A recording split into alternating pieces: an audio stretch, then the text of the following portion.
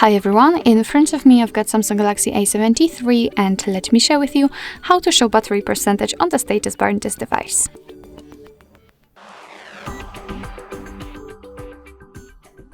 So if you've got only the battery indicator on the status bar, and if you want to be always able to check the exact percentage of the battery, then all you have to do is to simply open the settings. And right there we have to find the notifications. Let's tap on it. Now let's tap on advanced settings at the very bottom, and as you can see on the second position we've got the show battery percentage option, which is probably in your case just turned off, so you've got the indicator, and all you have to do is to tap on the switcher, and from now on your device will display the exact percentage of the usage of the battery.